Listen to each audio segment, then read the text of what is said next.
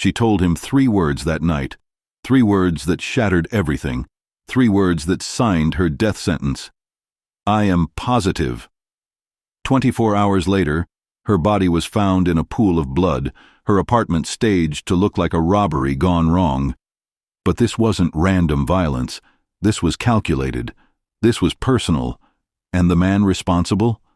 He wore a black robe and sat behind a judge's bench every single day, deciding the fates of criminals while hiding the darkest secret of his own.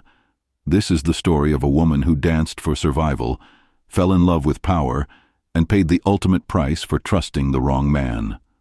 Her name was Tanya Brooks, and what happened to her will make you question everything you thought you knew about justice. Welcome to Silent Witness True Crime Stories. Thanks to all my viewers and subscribers for your support. Stay tuned for daily true crime updates. Don't forget to subscribe, and also download your free ebook by clicking the link in the pinned comment. Dayton, Ohio. A city where the Rust Belt meets Middle America, where factory jobs dried up decades ago and people learned to survive on grit and side hustles. It's the kind of place where everyone knows everyone, where secrets don't stay buried for long, and where scandal spreads faster than wildfire. In the heart of downtown, tucked between a pawn shop and a liquor store, sat a gentleman's club called Velvet Room. Red neon lights flickered in the window, bass-heavy music thumped through the walls, and inside, under dim purple lighting and mirrored ceilings, women danced for men who paid in cash and left without names. This wasn't Vegas. This wasn't glamorous. This was survival. And for Tanya Brooks, it was the only option she had left. Tanya grew up in Cleveland, the youngest of 3 girls raised by a single mother who worked double shifts at a nursing home just to keep the lights on. She was smart, ambitious, and determined to break the cycle of poverty that had trapped her family for generations. In high school, she dreamed of becoming a pediatric nurse. She volunteered at children's hospitals, aced her biology classes, and even got accepted into a nursing program at a community college. But dreams cost money, and when her mother was diagnosed with breast cancer during Tanya's freshman year, everything fell apart. Medical bills piled up. Scholarships weren't enough. Student loans felt like chains around her neck. So Tanya made a choice thousands of young women make every year when the system fails them. She started dancing. At first, it was just weekends, just enough to cover tuition and help with her mom's treatments. She told herself it was temporary, just until things got better, but things never got better. Her mother passed away 3 months later, and Tanya was left with funeral expenses, credit card debt, and a grief so heavy she could barely breathe. She dropped out of school. She moved to Dayton for a fresh start, and she became a full-time dancer at Velvet Room. Her stage name was Sapphire.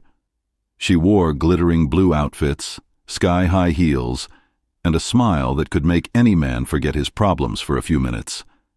But behind that smile was a woman who cried herself to sleep most nights, who still kept her old nursing textbooks in a box under her bed, who whispered to herself every morning in the mirror, "One more month, just one more month and I'm out." Her co-workers loved her. Tanya wasn't like the other dancers who kept to themselves and competed for tips. She was warm, funny, and fiercely protective of the younger girls. She taught them how to spot dangerous clients, how to save their money, and how to never let this place define who they were. Her best friend at the club was a dancer named Jasmine, a 23-year-old single mom who was working her way through cosmetology school.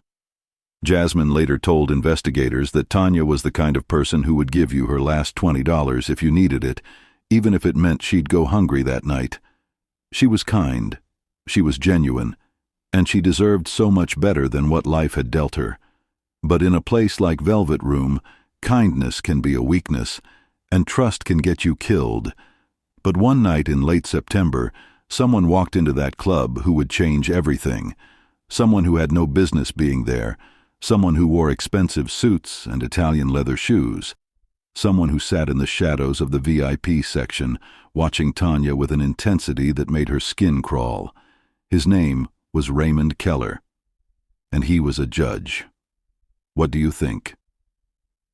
When a man of power enters a place like this, is he looking for escape or control?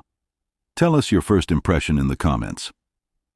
Raymond Keller wasn't your typical Velvet Room customer. Most men who came through those doors were blue-collar workers, truck drivers, salesmen blowing off steam after a long week. But Raymond was different. He was 52 years old, a circuit court judge in Montgomery County, with a spotless reputation and a career built on conservative family values. He'd been on the bench for nearly 15 years, known for handing down harsh sentences to drug offenders and lecturing defendants about personal responsibility. He was married to a woman named Margaret, a high school principal who volunteered at their church every Sunday. They had 2 grown children, a colonial house in the suburbs, and a golden retriever named Bailey. From the outside, Raymond Keller's life looked perfect. But perfection is just a mask. And behind that mask was a man suffocating under the weight of his own lies. The first time Raymond approached Tanya, she almost walked away. There was something off about him. The way he stared, the way he spoke to her like she was beneath him, even as he handed her a $100 bill for a private dance. But money talks, and Tanya needed it. So she smiled, led him to the back room, and did her job. What she didn't expect was for him to come back the next night. And the night after that. And the night after that. Within 2 weeks, Raymond Keller became a regular. He always requested Tanya, always paid in cash, always stayed until closing, and slowly, carefully, he started to blur the lines between customer and something more. He told her about his unhappy marriage, how Margaret had become cold and distant over the years, how his job was stressful and lonely, how he felt trapped in a life he never really wanted. Tanya listened. She was good at that. Listening made men feel seen, and feeling seen made them generous. But Raymond wanted more than just her attention. He started showing up on nights she wasn't working, texting her personal phone, asking to meet outside the club. At first, Tanya resisted. She had rules. She didn't date clients. She didn't let her work life bleed into her real life. But Raymond was persistent, charming even. He sent flowers to her apartment. He took her to expensive restaurants in neighboring towns where no one would recognize them. He whispered promises about helping her get out, about giving her a better life, about leaving his wife and starting over together. And Tanya, lonely and desperate for someone to care about her, started to believe him. By November, they were sleeping together. Raymond rented a small apartment across town under a fake name, a place where they could meet without raising suspicion. He gave Tanya money, gifts, expensive jewelry that she locked away in a drawer because wearing it felt wrong. He called her every morning before court and every night before bed. He told her he loved her. And for the first time in years, Tanya let herself hope that maybe, just maybe, she could have something real, something good, something that wasn't transactional. But hope is a dangerous thing when you're dealing with a man who has everything to lose. Then, in early January, everything changed. Tanya went to a free clinic for a routine checkup. She'd been feeling tired, run down, like she was fighting off a flu that wouldn't quit. The nurse took her blood, told her they'd call with results in a few days. Tanya didn't think much of it. She went home, made herself tea, and fell asleep watching reruns of old sitcoms. 3 days later, her phone rang. The voice on the other end was calm but serious. "Miss Brooks, we need you to come back in. There's something we need to discuss." Tanya's heart dropped. She knew. Before the nurse even said the words, she knew. She was HIV positive. The diagnosis shattered her. Tanya spent the next week in a fog, barely eating, barely sleeping, replaying every moment of the past year, trying to figure out when and how this had happened. She'd always been careful, always used protection with clients at the club, but with Raymond, things had been different. He'd convinced her they didn't need barriers because they were exclusive, because he'd been tested, because he loved her. He'd lied. Tanya called him, voice shaking, and told him the news. There was a long silence on the other end of the line. Then Raymond said something that chilled her to the bone. "Are you sure it was me?" His voice was cold, detached, like she was a problem he needed to solve, not a person he claimed to love. Tanya felt her stomach twist. "You're the only person I've been with outside of work, and I always used protection there. It had to be you, Raymond. You need to get tested." Another silence. Then he said, "I'll handle it. Don't tell anyone about this. Not your friends, not your coworkers. No one. Do you understand?" Tanya whispered, "Yes." But inside, something broke. She realized in that moment that Raymond Keller didn't love her. He never had. She was a secret, a liability. And now, she was a threat. Over the next 2 weeks, Raymond's behavior changed. He stopped answering her calls, stopped coming to the apartment. When Tanya finally confronted him outside the courthouse one afternoon, he grabbed her arm hard enough to bruise and hissed, "Stay away from me. If you ruin my life, I will ruin yours." Tanya pulled away, tears streaming down her face, and made a decision. If he wouldn't take responsibility, she would make him. She hired a lawyer, filed a civil lawsuit claiming Raymond had knowingly infected her with HIV. The paperwork was filed on February 10th. Tanya told Jasmine everything that night, crying over cheap wine in her tiny apartment. "I'm scared," she admitted, "but I can't let him get away with this. I won't." 48 hours later, Tanya Brooks was dead. If you're still watching at this point, drop a comment with, "I'm still here." Let's see who's truly following this shocking story.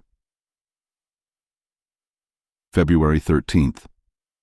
A cold, gray Tuesday morning.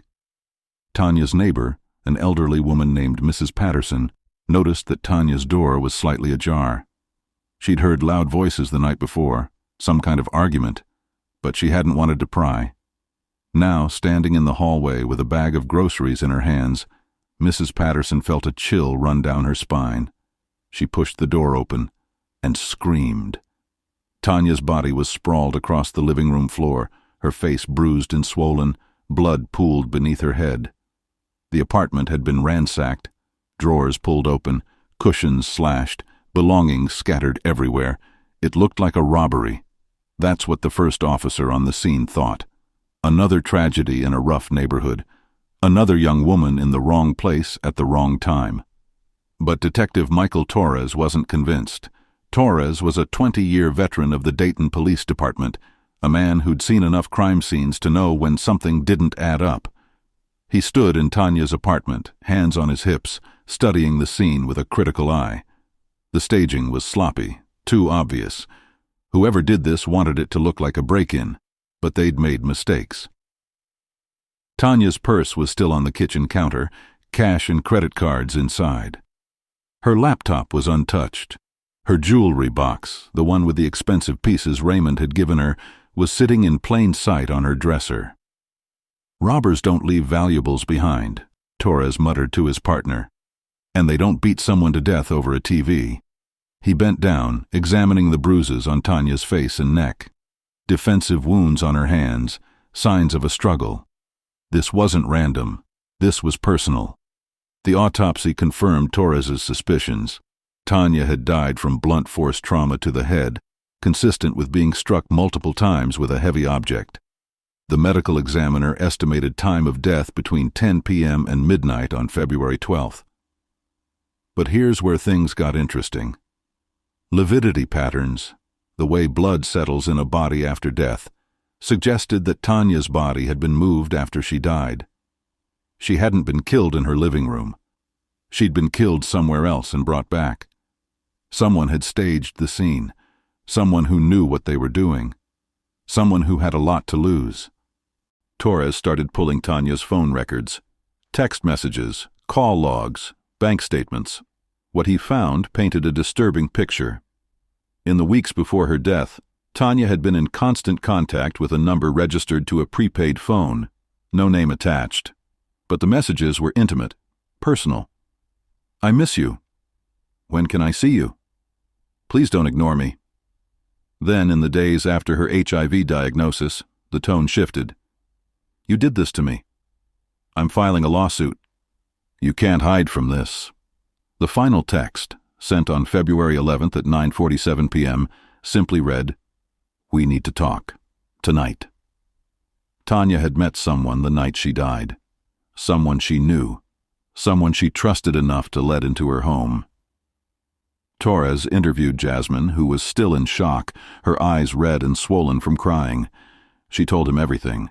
About Raymond Keller, about the affair, about the HIV diagnosis and the lawsuit. She was terrified of him, Jasmine said, her voice breaking. She told me he'd threatened her. She said if anything happened to her, it was him. Torres felt his jaw tighten. A judge, a respected public figure. This case just got a whole lot more complicated. He ran a background check on Raymond Keller. Clean record, no arrests, no history of violence. But when Torres looked closer, he found something interesting. Raymond had a concealed carry permit. He owned 2 firearms, both registered. And on February 12th, the night Tanya died, Raymond's wife, Margaret, had filed a missing persons report. Raymond hadn't come home. If you were Detective Torres, would you confront Judge Keller immediately or gather more evidence first? What would you do? Let us know in the comments. Torres obtained a warrant to search Raymond's car and the secret apartment he'd been renting. What he found was damning. In the apartment, traces of blood on the bathroom tile, cleaning supplies, the kind used to scrub away DNA evidence, and in the trash, wadded up and stained, a man's dress shirt, size large, expensive brand, the kind a judge might wear. Forensic analysts tested the blood. It was Tanya's. But there was something else. Mixed in with her blood were epithelial cells, skin cells, from another person. They ran the DNA through the system. No match in the criminal database. But that didn't matter. Because Torres had a suspect. He just needed a sample to confirm it. On February 21st, 9 days after Tanya's murder, Detective Torres showed up at the Montgomery County Courthouse with a warrant. Raymond Keller was in the middle of a hearing when 2 officers entered the courtroom and asked him to step outside. The look on his face, witnesses later said, was pure panic. Torres didn't waste time with pleasantries. "Judge Keller, we need to talk about Tanya Brooks." Raymond's lawyer tried to intervene, but Torres held up a hand. "We have evidence placing you at the scene of her murder.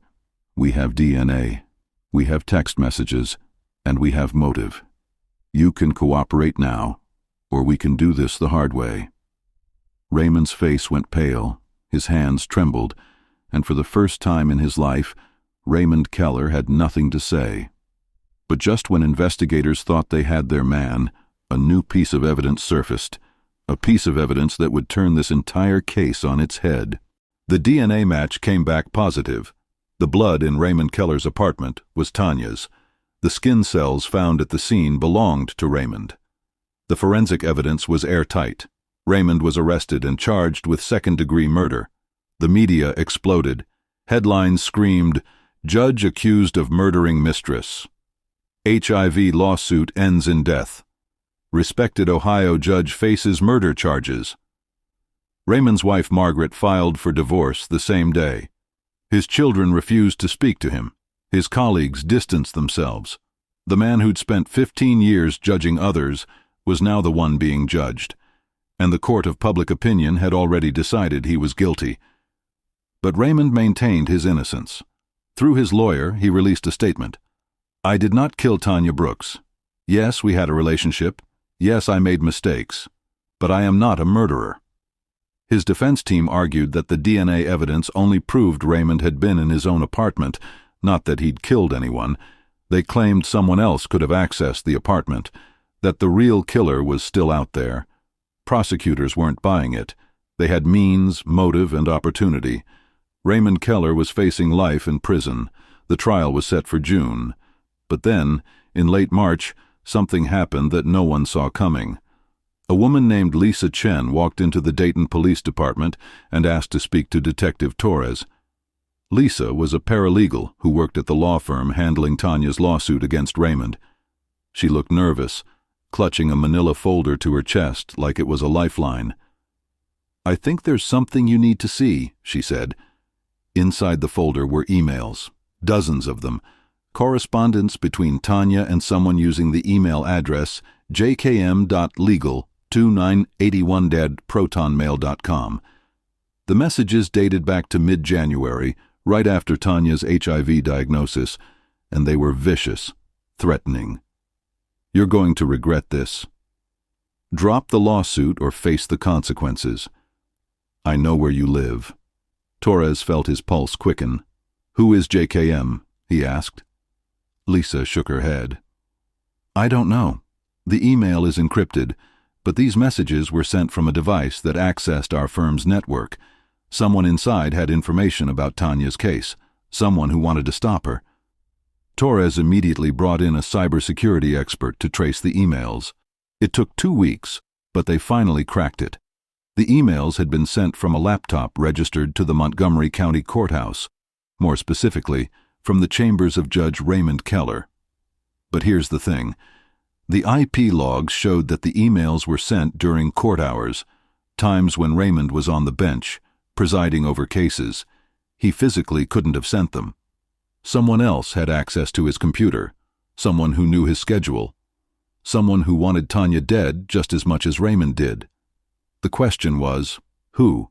Torres went back through Raymond's life with a fine-tooth comb, his staff, his clerks, his bailiff. And that's when he found him, Joel K. Morrison, JKM, Raymond's personal driver and assistant for the past 8 years.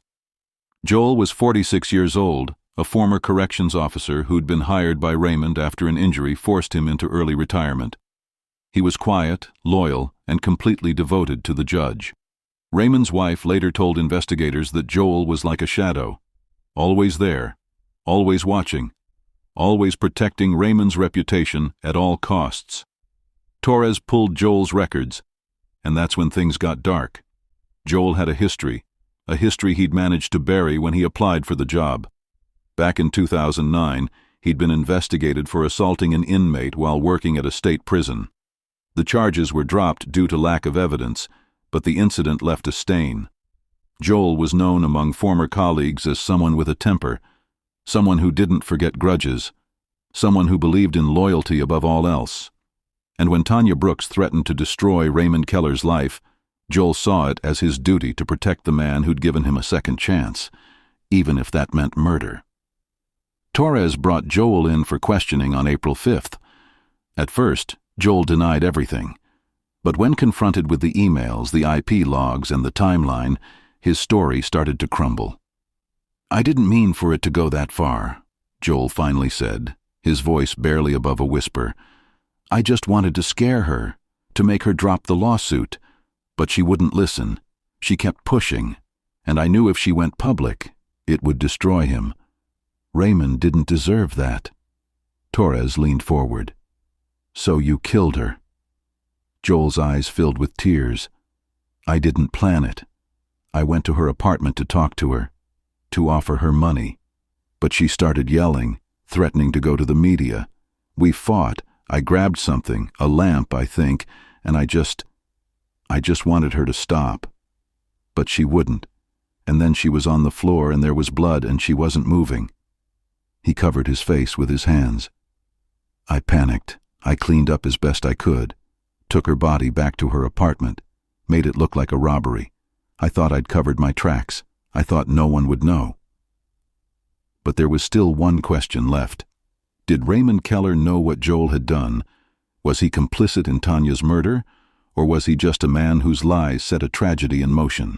Joel Morrison was charged with first-degree murder. The evidence against him was overwhelming. His confession, his DNA at the scene, the threatening emails, the timeline that placed him at Tanya's apartment the night she died. He pleaded guilty to avoid the death penalty and was sentenced to life in prison without the possibility of parole. But the question of Raymond Keller's involvement remained. Prosecutors argued that even if Raymond didn't physically kill Tanya, he'd created the conditions for her murder. His affair, his lies, his refusal to take responsibility for infecting her with HIV, his threats to ruin her if she went public. All of it painted a picture of a man who, at minimum, was guilty of reckless endangerment and obstruction of justice. Raymond's defense team fought back. They argued that Raymond had no knowledge of Joel's actions, that Joel had acted alone, motivated by misguided loyalty. But the prosecution had one more card to play. Phone records showed that on February 12th, the night Tanya died, Raymond had called Joel 3 times. The first call was at 8:15 p.m., shortly after Tanya sent her final text saying they needed to talk. The second call was at 10:30 p.m., right around Tanya's estimated time of death, and the third call was at 11:57 p.m., minutes before Raymond was supposed to meet Tanya. The prosecution argued that Raymond had sent Joel to handle the situation, that he'd known exactly what Joel was capable of, and that he'd stayed silent while an innocent woman was murdered to protect his own reputation. The jury didn't buy Raymond's innocence. On September 8th, after 3 days of deliberation, they found him guilty of conspiracy to commit murder and accessory after the fact. He was sentenced to 30 years in prison. His law license was revoked, his reputation destroyed, and his family, the family he'd claimed to care so much about, wanted nothing to do with him. In a statement read outside the courthouse, Tanya's sister said, "My sister was not perfect, but she was kind. She was trying to survive in a world that gave her no other options, and she was murdered because a powerful man couldn't face the consequences of his actions. That's not justice. That's a system that protects predators and punishes victims." Do you believe Raymond Keller got what he deserved? Or was Joel Morrison the only one truly responsible? And what about the system that failed Tanya at every turn? Let us know your thoughts in the comments. This is the kind of conversation we need to have. Detective Torres later said in an interview that Tanya's case haunted him. "She did everything right at the end," he said. "She tried to hold her abuser accountable. She filed a lawsuit. She told her friends what was happening. And she was still killed. That's the part that keeps me up at night. We live in a world where women like Tanya are disposable, where their lives matter less because of how they make money or who they trust. And until we change that, cases like this will keep happening." Jasmine, Tanya's best friend, started a non-profit in her memory. It provides legal aid and medical resources to women in the adult entertainment industry, women who often have nowhere else to turn. "Tanya wanted out," Jasmine said through tears at the organization's launch. "She wanted a better life, and she deserved it. We all do." Tanya Brooks was 28 years old when she died. She had dreams of becoming a nurse. She loved old movies and cheap red wine. She sent money to her older sisters every month, even when she could barely afford rent. She kept her mother's photo on her nightstand and talked to it every night before bed. She was funny, loyal, and kind to people who had no reason to be kind to her. She was more than her job, more than her circumstances, more than the headlines that reduced her to stripper and mistress and victim. She was a human being, and she deserved to live. The intersection of power, shame, and violence is where so many stories like Tanya's end. Women who dare to speak up, who dare to demand accountability, who dare to fight back against men who believe they're untouchable. And too often, they pay with their lives. Raymond Keller sits in a prison cell today, stripped of his robe and his reputation. Joel Morrison will never see the outside of a prison again, but Tanya Brooks is still dead, and no amount of justice can bring her back. Her grave sits in a quiet cemetery outside Cleveland next to her mother's. The headstone reads, "Tanya Marie Brooks, beloved daughter and sister, gone too soon." Jasmine visits every year on Tanya's birthday, bringing flowers and sitting in the grass for hours, telling her old friend about the lives they've helped change, the women they've protected, the difference her memory is making. Detective Torres still keeps the case file on his desk. A reminder, a promise. "I tell every young officer who comes through my department about Tanya," he says, "because her case teaches you everything you need to know about this job. That power corrupts, that silence kills, and that sometimes the people in robes are more dangerous than the people in handcuffs." If you're watching this, and you've ever been in a situation where someone with power made you feel small, made you feel like you had no options, made you feel like you didn't matter, I want you to know something. You matter. Your voice matters. And there are people who will fight for you. Don't let shame keep you silent. Don't let fear keep you trapped. And don't ever believe that someone's position or reputation puts them above accountability, because it doesn't. Not in a just world. And we have to keep fighting to make this world more just. Tanya Brooks wanted to be remembered for more than how she died. She wanted to be remembered for her strength, her resilience, and her refusal to let a powerful man get away with destroying her life. So let's remember her that way. Let's honor her by demanding better, by speaking up, by refusing to accept a system that protects predators and punishes victims. Because Tanya's story didn't have to end this way, and the next woman's story doesn't have to either.